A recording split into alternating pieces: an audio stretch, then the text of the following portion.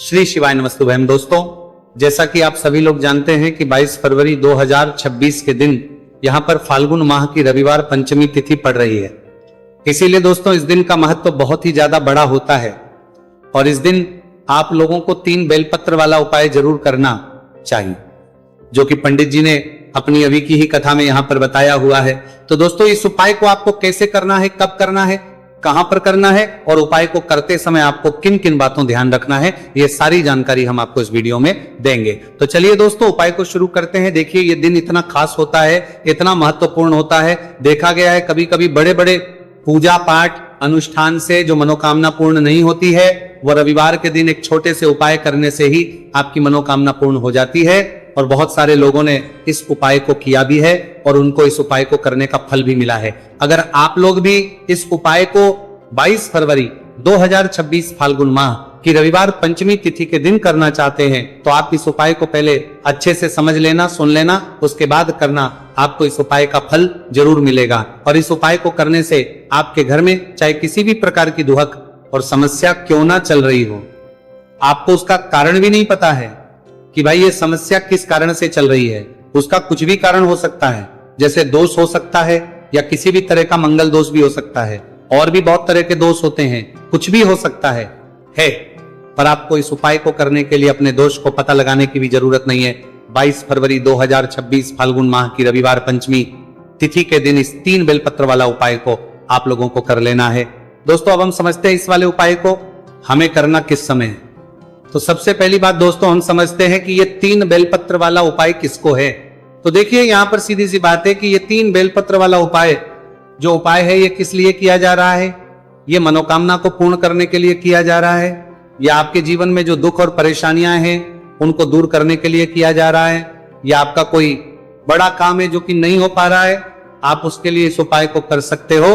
तो सीधी सी बात यह है कि आप अपनी किसी भी प्रकार की मनोकामना के लिए इस वाले उपाय को कर सकते हो। तो ये उपाय वह व्यक्ति कर सकता है जिस व्यक्ति को अपनी किसी भी प्रकार की मनोकामना भगवान शिव जी से पूर्ण करवानी हो। और अगर कोई भी माताएं बहनें जो है अपने घर की सुख और शांति के लिए, घर में धन समृद्धि को बढ़ाने के लिए वाला उपाय करना चाहती है, तो घर की जो बड़ी माताएं बहनें होंगी वह इस 3 बेलपत्र वाला उपाय को विशेष रूप से करें, क्योंकि माताएं बहनें घर की लक्ष्मी होती है और जब घर की लक्ष्मी कोई उपाय करती है तो उसका फल ही बहुत जल्दी मिल जाता है और बहुत बड़ा होकर मिलता है। अन्यथा इस उपाय को कोई भी व्यक्ति कर सकता है, चाहे वह बड़ा हो, चाहे वह छोटा हो, चाहे वह बच्चा हो। जिस व्यक्ति को यह 3 बेलपत्र वाला उपाय समझ आ गया वह व्यक्ति इस 3 बेलपत्र वाला उपाय को फाल्गुन माह की रविवार पंचमी तिथि के दिन जरूर करें, क्योंकि उसको इस उपाय को फल बहुत ही जल्दी मिल जाएगा। क्योंकि रविवार के दिन भगवान शिव जी बहुत से प्रसन्न हो जाते हैं। तो आइए अब हम समझते हैं कि इस 3 बेलपत्र वाला उपाय को आपको करना कैसे है और इस उपाय को करने का जो समय है वो क्या है। तो देखिए इस फाल्गुन माह की रविवार पंचमी तिथि के दिन किए जाने वाले ये 3 बेलपत्र वाला जो उपाय है ये मुख्य रूप से सुबह के समय होगा। किस समय होगा? सुबह के समय होगा। आपको कोशिश यही करनी है कि सुबह के समय हम इस 3 बेलपत्र वाला उपाय को कर लें। पर किसी कारण अगर आप सुबह इस उपाय को ना कर पाओ, आपको कहीं काम से जाना हो या किसी और काम की वजह से आप उपाय को ना कर पाओ, तो आपके पास फिर दूसरा मौका रहेगा जो कि शाम के समय का रहेगा, प्रदोष काल का रहेगा। अब भाई प्रदोष काल का समय भी एक बहुत ही लोगों के मन में प्रश्न बन जाता है कि भाई ये समय होता कब है, कितने बजे से लेकर कितने बजे ये समय होता है, ताकि हमें उपाय के लिए जो है करने का समय पता लग जाए।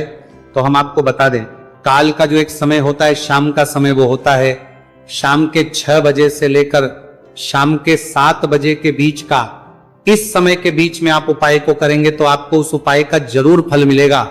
तो शाम के 6 बजे से लेकर शाम के 7 बजे के बीच में आप लोग इस 3 बेलपत्र वाला उपाय को कर सकते हो।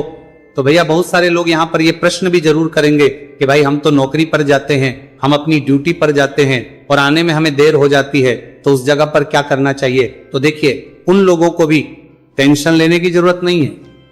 अगर आप लोग इस उपाय को शाम के समय प्रदोष काल में कर रहे हैं और अगर आप आने में देरी भी हो जाती है, आपको आने में 7 बजे तक आप नहीं पहुंच पाते हो, तो भाई आप 7 या रात 8 बजे तक भी अगर उपाय को करोगे तो भी चल जाएगा, और अगर इससे भी थोड़ा देर हो जाती तो भी आप उपाय को कर सकते हो, क्योंकि 22 फरवरी 2026 फाल्गुन माह की रविवार पंचमी तिथि का दिन है। यह दिन ही कम आता है पूरे साल भर में, इसलिए जब आपको मौका मिल जाए, जब आप इस उपाय को जरूर कर लेना। कोई भी उपाय हो आप कभी भी कर सकते हो।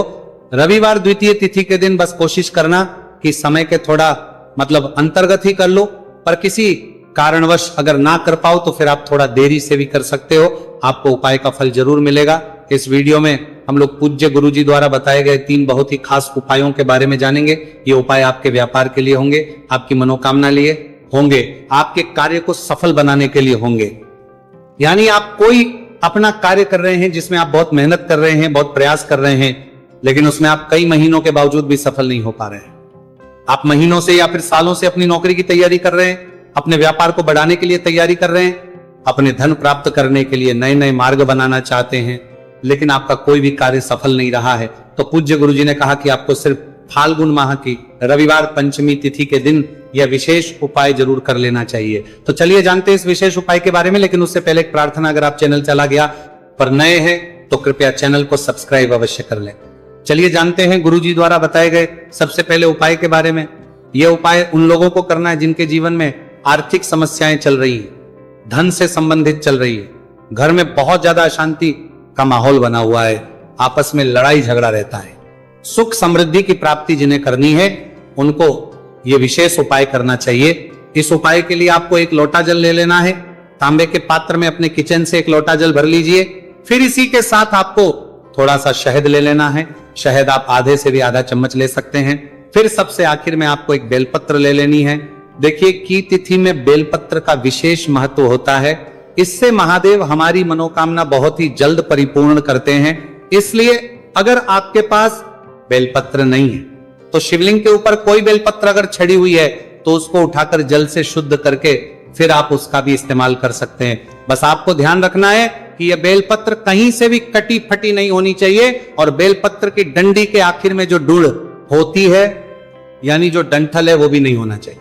अब सिर्फ ये 3 सामग्री लेकर आपको पहुंच जाना है शिवालय पहुंचने के बाद आप एक काम करिएगा कि अगर दक्षिण दिशा में कोई नहीं बैठा है तो फिर आप दक्षिण दिशा में बैठ जाइएगा और उत्तर दिशा की तरफ अपना फेस कर लीजिएगा। लेकिन गुरुजी कहते हैं कि अगर शिवालय में भीड़ है तो फिर आप किसी भी दिशा में बैठकर शिवलिंग की पूजा प्रार्थना कर सकते हैं। देखिए अब सबसे पहले आप जो बेलपत्र लेकर आए हैं उस बेलपत्र में आपको नीचे से ऊपर की ओर 7 बिंदी रख देनी है। इस शहद से आपको पत्र में नीचे से ऊपर की ओर, बेलपत्र की जो चिकनी साइड होती है उस तरफ नीचे से ऊपर की ओर 7 बिंदी रख देनी है।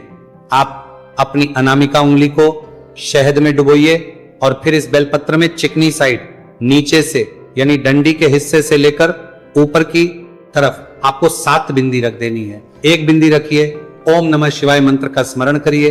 दूसरी बिंदी रखिए, ओम नमः शिवाय मंत्र का स्मरण करिए। ऐसे ही आपको 7 करनी है और 7 बार ओम नमः शिवाय मंत्र का स्मरण करना है। बस आपको ध्यान रखना है कि ये बिंदी आप बेलपत्र की चिकनी साइड में ही रखेंगे। इसके बाद इस बेलपत्र को आप अपनी हथेली में रखिए। महादेव से प्रार्थना करिए कि आपके जीवन में जो धन की समस्या चल रही है, जो आर्थिक समस्याएं चल रही है, जिनकी वजह से आपके घर में शांति का माहौल नहीं है, सुख समृद्धि आपको जो प्राप्त नहीं हो पा रही है, दरिद्र दुर्भाग्य लगातार घर में बना हुआ है, तो इस समस्या को दूर करने के लिए, धन धान्य को बढ़ाने के लिए आप महादेव से प्रार्थना करिए। फिर ये एक बेलपत्र आप शिवलिंग के ऊपर समर्पित कर दीजिए। जिस तरफ आपने शहद लगाया है वो हिस्सा शिवलिंग में टच करेगा और बेलपत्र की डंडी जलाधारी की तरफ रहेगी। फिर आप जो 1 लोटा जल लेकर आए हैं उसको धीरे धीरे इसी बेलपत्र के ऊपर समर्पित करते जाइए और लगातार सुरेश्वर महादेव का स्मरण करते जाइए, क्योंकि रविवार के दिन द्वितीया तिथि पड़ रही है, इसलिए आपको महादेव का स्मरण करना है। फिर इसके बाद आपको वापस अपने घर आ जाना है। पूज्य गुरुजी ने कहा कि फाल्गुन माह की पंचमी तिथि के दिन प्रदोष काल में जो भी व्यक्ति इस विशेष उपाय को कर लेता है उसके जीवन से सारी समस्याएं समाप्त हो जाती है, धन दौलत की प्राप्ति होती है, आर्थिक समस्याओं का अंत होता है तथा सुख समृद्धि की भी प्राप्ति होती है। तो दोस्तों इस विशेष उपाय को आप इस रविवार के दिन फाल्गुन माह की पंचमी तिथि में जरूर करिएगा। अब जानते हैं गुरुजी द्वारा बताए गए दूसरे खास उपाय के बारे में। यह उपाय विशेषकर उन लोगों को करना है जिनका व्यापार आगे बढ़ ही नहीं रहा है, जिन लोगों ने अपनी दुकान डाली है, जिन लोगों ने अपनी फैक्ट्री डाली है, जिन लोगों ने भी अपना कोई भी नया का शुरू किया है या फिर पुराना कार्य है, पुराना बिजनेस हो, पुराना व्यापार हो या नया बिजनेस व्यापार हो और वह आगे बढ़ ही नहीं रहा है, लगातार उसमें घाटा हो रहा है या फिर आप अपने जीवन में सफलता नहीं प्राप्त कर पा रहे हैं, तो फिर आपको यह विशेष उपाय जरूर कर लेना चाहिए। इस उपाय के लिए आपको 3 बेलपत्र ले लेनी है। यह उपाय बहुत ही खास है, इसलिए आप 3 बेलपत्र कहीं से भी ले लीजिएगा। अगर आपके पास बेलपत्र नहीं है तो शिवलिंग के ऊपर जो बेलपत्र छड़ी रहती है उनको उठाकर जल से शुद्ध करके फिर आप उनका भी इस्तेमाल कर सकते हैं। देखिए, ये तीनों बेलपत्र लेते समय आप ध्यान रखिएगा कि ये कहीं से कटी फटी नहीं होनी चाहिए। फिर सबसे आखिर में आपको ले लेना लोटा जल, तांबे के पात्र में जल लेकर और ये तीनों बेलपत्र लेकर आपको पहुंच जाना है शिवालय। आप कोशिश करिएगा कि प्रदोष काल में ही इस उपाय को कर ले। अगर प्रदोष काल में टाइम नहीं मिल पाता है तो फिर पूरे दिन में किसी भी समय कर सकते हैं। शिवालय पहुंचने के बाद सबसे पहले आप जो एक लोटा जल लेकर आए उसको धीरे धीरे शिवलिंग के ऊपर समर्पित करते जाइए और सुरेश्वर महादेव का स्मरण करते जाइए। फिर इसके बाद 3 पत्र में से आपको पहली बेलपत्र लेनी है और माता अशोक सुंदरी वाले स्थान में समर्पित कर देनी है। बेलपत्र की चिकनी साइड का हिस्सा नीचे की तरफ रहेगा और बेलपत्र की डंडी शिवलिंग की तरफ रहेगी। फिर इसके बाद आपको दूसरी बेलपत्र लेनी है और महादेव की 5 कन्याओं का स्मरण कर लेना है। 5 कन्याएं कौन कौन सी है? तो देखिए, जया, विशेरा, शामली, बारी देव, और ये महादेव की 5 कन्याएं हैं और इनके नाम का करना है। और फिर दूसरी बेलपत्र आपको शिवलिंग के ऊपर समर्पित कर देनी है। शिवलिंग के ऊपर जो आप बेलपत्र समर्पित करेंगे उसकी डंडी जलाधारी की तरफ रहेगी और आगे वाली पत्ती आपकी तरफ रहेगी। बेलपत्र की चिकनी साइड शिवलिंग में टच करेगी। ये 2 बेलपत्र आपने समर्पित कर दी।